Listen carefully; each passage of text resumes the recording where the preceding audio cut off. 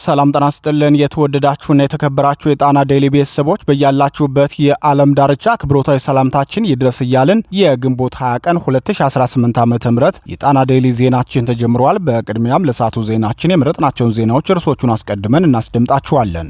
የፋኖ እርምጃና የሰዓት ውስጥ ምርጫ በአማራ ክልል ሰዴ ሙጃና ዳውንት ወረዳዎች በብልጽግና ሰራዊት ላይ የተወሰደው ከባድና ድንገተኛ ማጥቃት አፋብን ለ5 ተከታታይ ቀናት መንገዶችን በመዝጋት ያስተላለፈው ጥብቅ የጥንቃቄ ማሳሰቢያ ማስጠንቀቂያ ምን ይዟል?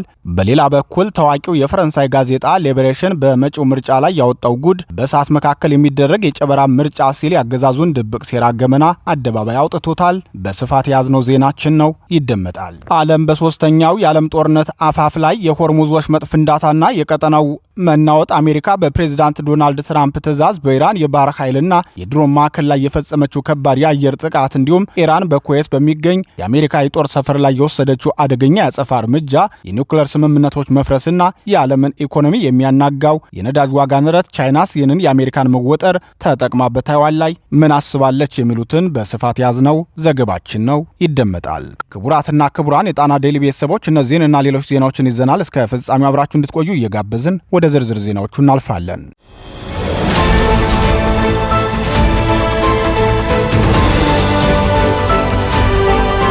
ፋኖ በብልጽግናው ሰራዊት ላይ ጥቃት ፈጸመ። አፋብን በበኩሉ ከነገ ጀምሮ ተግባራዊ የሚደረግ የጥንቃቄ መልእክት አስተላልፏል። በአማራ ሕዝብ ላይ ዘርፈ ብዙ ጥቃት ለመፈጸም የገባው የብልጽግናው ሰራዊት ሙጃ ወረዳ ላይ በተደረገው ውጊያ ጉዳት ደርሶበታል። አፋብን ጎንደር ጠቅላይ ግዛት በላይዝ 206ኛ ከፍ ያለው ደሴ ኮር የጄኔራል ኃይሌ ዘውቫንተ ክፍለ ጦር ሰዴ ሙጃ በሽሎ ሬጅመንት በከፈተው ማጥቃት በብልጽግናው ስርዓት ሰራዊት ላይ ከፍተኛ ኪሳራ ማድረሱን የ206ኛ ከፍ ያለው ደሴ ኮር ቃል አቀባይ ለጣና ብላከው መረጃው አስታውቋል። ብልጽግናው ከተወሰነ ቀን በኋላ አድርጓል ያለውን የጨረባ ምርጫ ለማስፈጸም በፋኖ የተነጠቃቸውን ወረዳዎች ለመቆጣጠር በሜካናይዝድ በእግረኛና በአየር ኃይል የታገዘ ሰራዊት ወደ ቀጠናው እያስገባ ሰንብቷል። የፋኖ አቅም ጠንክሮ ከሚታይባቸውና አብዛኛውን የዞኑን ወረዳዎች በቁጥጥር ስር ከዋሉበት ቀጠና ደቡባዊ ጎንደር አንዱ ነው። ግንቦት 19 2018 ዓ.ም ከወላ ባህር ተነስቶ ወደ ሰዴ ሙጃ ወረዳ ለመግባት ሲንቀሳቀስ የነበረውን የብልጽግና የጥምር ጦር በመከታተልና መውጫ መግቢያውን በመዝጋት ድንገተኛ የማጥቃት እርምጃ ተወስዶበታል ሲል ኮሩ አስታውቋል። ሰዴ አጋበርና ድመን በተባሉ ስልታዊ ቦታዎች ላይ በተደረገው ውጊያ 13 የብልጽግናው ሰራዊት አባላት ሙሉ በሙሉ እርምጃ የተወሰደባቸው ሲሆን ከ12 በላይ የሚሆኑት ደግሞ በጽኑ መቁሰላቸው ተረጋግጧል ብለዋል። 206ኛ ከፍ ያለው ደሴ ኮር አመርቂ የሆኑ ድሎችን እያስመዘገበ መቀጠሉን የገለጸው የኮሩ ቃል አቀባይ አርበኛ ጋሻው ግዛት ጥቃቱን የፈጸመው በኮሩ የጄኔራል ኃይሌ ዘውቫንተ ክፍለ ጦር ሰዴ ሙጃ በሽሎ ሬጅመንት መሆኑን አክሏል። ይህ በእንዲህ እንዳለ የአማራ ፋኖ ብሔራዊ ንቅናቄ የጥንቃቄ መመሪያ አስተላልፏል። ንቅናቄው በመግለጫው የብልጽግና አገዛዝ ምርጫ ለማድረግ የሚያስችል ነባራዊ ሁኔታ በሌለበት አውድ ውስጥ በተለይም በአማራ ክልልና በሌሎች አካባቢዎች የመከላከያ ጄኔራል መኮንኖችን ጨምሮ የበርካቶችን ሕይወት የሚቀጥፍ የተፋፋመ ጦርነት እያለ በመጪው ሰኞ ግንቦት 24 ቀን 2018 ዓ.ም የምርጫ ድግስ ማዘጋጀቱ ይታወቃል ሲል የገለጸው ድርጅቱ አገዛዙ ምርጫውን ህዝቡን ባሳተፈ መንገድ እንደማያከናውንና የምርጫ ሂደትን ለማሳካት የሚያበቃ አንዳችም ቅድመ ሁኔታ ያልተሟላ መሆኑን ቢያውቅም ዓለም አቀፍ ማህበረሰቡን እና ሌላውን ኢትዮጵያዊ ጭምር ለማታለል በአንዳንድ ከተሞች ይዞታውን ለማስፋት አዳዲስ የውጊያ ግንባሮችን በመክፈት ላይ ይገኛል ብለዋል። ይህንን ተከትሎም ከአገዛዙ ሰራዊት ጋር የሚደረጉ ውጊያዎች በበርካታ አካባቢዎች ከሌላው ጊዜ በባሰ ሁኔታ ተጠናክረው ቀጥለዋል። የጠላት ኃይል ሲቪሊያንን መጨፍጨፍ እንደ ውጊያ ስልት ከመጠቀሙ ባሻገር ባገኘው አጋጣሚ ሁሉ ጅምላ ጨራሽ መሳሪያዎችን በዘፈቀደ በማስወንጨፍ የሚያደርሰው ጉዳት በመቀጠሉ የህዝብን ደህንነት ለመጠበቅ ሲባል ይህንን የጥንቃቄ መመሪያ ማስተላለፍ አስፈላጊ ሆኖ ተገኝቷል ብለዋል። አፋብን በመልእክቱ አክሎም ከአርብ ግንቦት 21 ቀን 2018 ዓ.ም ጀምሮ ለተከታታይ 5 ቀናት ከአምቡላንሶች በስተቀር ሁሉም መንገዶች ለተሽከርካሪ ዝግ መደረጋቸውን እያሳወቅን በእነኚህ ቀናት ውስጥ ህዝቡ መደበኛ እንቅስቃሴውን በመገደብም ጭምር ተገቢውን ጥንቃቄ እንዲያደርግ እናሳስባለን ሲል አስጠንቅቋል።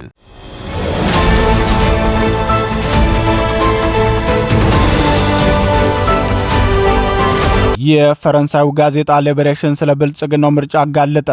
ሀገራችን ኢትዮጵያ በከፍተኛ የፖለቲካና የጸጥታ ቀውስ ውስጥ በምትገኝበት በዚህ ወሳኝ ወቅት ገዢው የብልጽግና ፓርቲ ሊያካሄድ ያቀደው ሀገራዊ ምርጫ ከመቼውም ጊዜ በላይ ጥያቄው በርትቶበታል።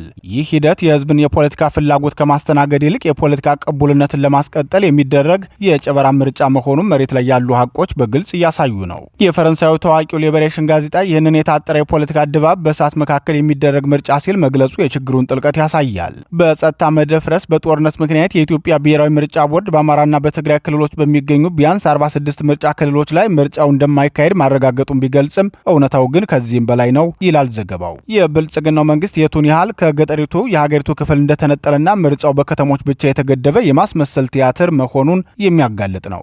በአንድ በኩል የድምፅ መስጫ ኮረጆች በሚዘረጉባቸው ጥቂት ከተሞች ጀርባ፣ በሌላ በኩል ደግሞ በአማራ ክልል ሰፊ አካባቢዎች የጥይት የከባድ መሳሪያ የድሮንና ሌሎች ጦርነቶች እየተደረጉ ነው።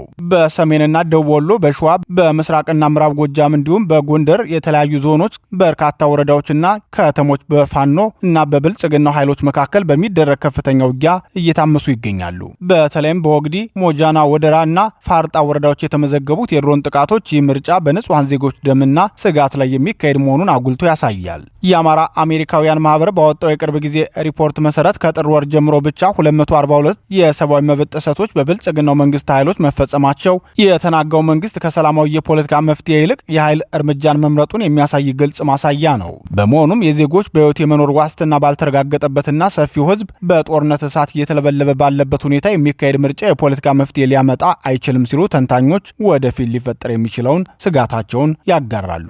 የሰላማዊ ህዝባዊ እምቢተኝነት አስተባባሪ የጋራ መድረክ ይህንን የፖለቲካ ሂደት ሁሉን አቀፍ የሽግግር ማዕቀፍ የሌለው የመደለያ ምርጫ በማለት ውድቅ ማድረጉም የዚሁ ህዝባዊና ፖለቲካዊ መገለል ውጤት ነው። በአጠቃላይ ሲታይ የዜጎች ደህንነትና መብት የረከሰበት ይህ የምርጫ ሂደት የብልጽግናን መንግስት የተናጋ የፖለቲካ መሰረት ከማሳየት ባለፈ ለሀገሪቱ የሚያመጣው የሰላም ሆነ የዲሞክራሲ ጭላንጭል እንደሌለ የፖለቲካና የጸጥታ ትንታኔዎች በግልጽ ያሳያሉ።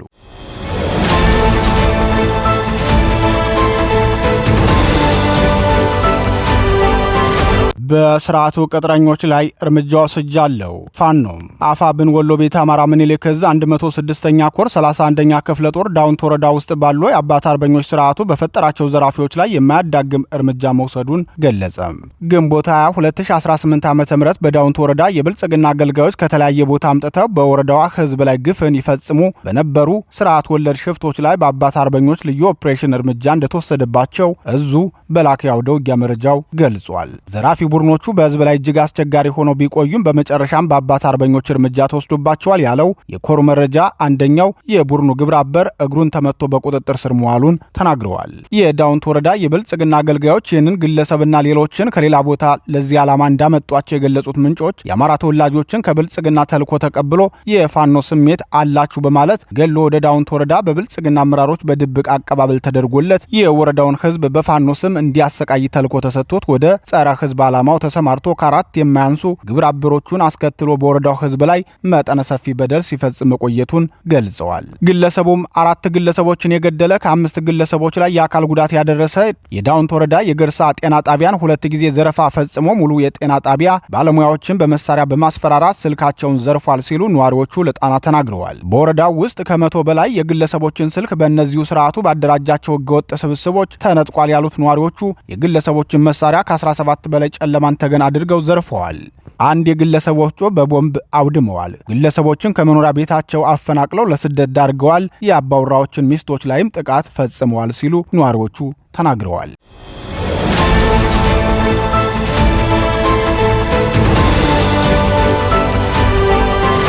የሆርሙዝ ወሽመጥ ፍንዳታና የዓለም ጂኦፖለቲካዊ ውጥረት ዋዜማ በትናንትናው ዕለት በስትራቴጂካዊቷ የኢራን የወደብ ከተማ ባንደር አባስ ላይ የተሰማው ከባድ ፍንዳታና ተከታዩ ክስተት የመካከለኛው ምስራቅን ውጥረት ወደ አደገኛና ቀጥተኛ የጦርነት ምዕራፍ አሸጋግሮታል። በፕሬዝዳንት ዶናልድ ትራምፕ የሚመራው የአሜሪካ አስተዳደር ራስን የመከላከል በሚል በባንደር አባስ ላይ የሚገኘውን የኢራን የድሮን መቆጣጠሪያ ጣቢያ በአየር ጥቃት መምታቱን ተከትሎ ኢራን በአፋጣኝ ከኩዌት ለተነሳብኝ ጥቃት አጸፋ ነው በሚል በኩዌት በሚገኘው የአሜሪካ የጦር ሰፈር ላይ የረጅም ርቀት ሚሳኤሎችን አስወንጭፋለች። ምንም እንኳን ኩዌት አብዛኞቹን ሚሳኤሎች ማክሸፏን ብትገልጽም ይህ ፈጣን ያጸፋ እርምጃ ግጭቱ የሉዓላዊ ሀገራትን ድንበር ጥሶ ወደ ሰፊ ቀጠናዊ ጦርነት ሊያመራ እንደሚችል ቁልጭ አድርጎ አሳይቷል።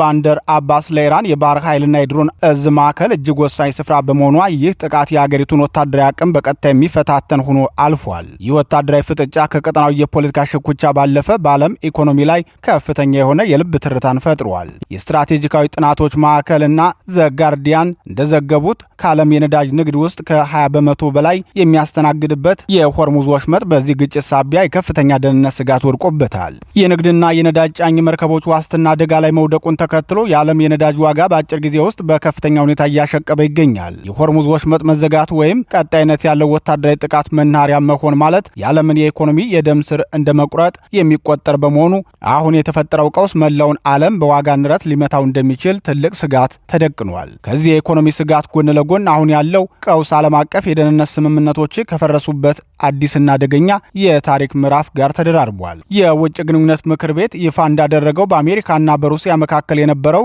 የኒው ስታርት የኒውክሌር መሳሪያዎች ቁጥጥር ስምምነት ማብቃቱ ለዓለም ሌላኛው ራስ ምታት ሆኗል። ይህ ስምምነት ማክተሙ ዋሽንግተን፣ ሞስኮና ቤጂንግ ያለምንም ዓለም አቀፍ ገደብና ቁጥጥር የኒውክሌር ጥጥቃቸውን እንዲያሳድጉና የስትራቴጂካዊ ሚሳኤል ክምችታቸውን እንዲያደራጁ ሙሉ በር ከፍቶላቸዋል። በዚህም የተነሳ በሆርሙዝ ወሽመጥ የሚነሳ ማንኛውም መጠነ ሰፊ ግጭት በቀላሉ ወደ ኒውክሌር ኃይሎች ፍጥጫ ሊያመራ የሚችልበት አጋጣሚ ሰፊ መሆኑ የዓለምን ስጋት እጥፍ ድርብ አድርጎታል። በመጨረሻም ይህ አጠቃላይ የጂኦፖለቲካ ትኩሳት ወደ ኤዥያ ፓሲፊክ ቀጠናም እየተዛመተ ይገኛል። ፕሬዚዳንት ዶናልድ ትራምፕና የእሳቸው አስተዳደር በመካከለኛው ምስራቅ በተለይም በኢራን ላይ ትኩረታቸውን ሲያደርጉ ይህንን ክፍተት በመጠቀም በታይዋን ወሽመጥና በደቡብ ቻይና ባህር ላይ ያለው ውጥረት ያየለ መጥቷል። ቻይና ይህንን የአሜሪካን መወጠር እንደ ስልታዊ እድል በመውሰድ በታይዋን ላይ ያላትን ጫና ልታበረታና በቀጥታ ወደ ወታደራዊ ግጭት ልታመራ ትችላለች የሚለው ስጋት የዓለምን የቴክኖሎጂ አቅርቦት መስመር ሊያስተጓጉል ይችላል። በአጠቃላይ ሲታይ የባንደር አባስ እና የሆርሙዝ ቀውስ፣ የኒውክሌር ስምምነት መፍረስና የታይዋን ውጥረት ተዳምረው መላውን ዓለም በአንድ ጊዜ በበርካታ ግንባሮች ወደሚፈነዳ ሰፊ የጂኦፖለቲካና የኢኮኖሚ ቀውስ ውስጥ እየገፉት ይገኛሉ።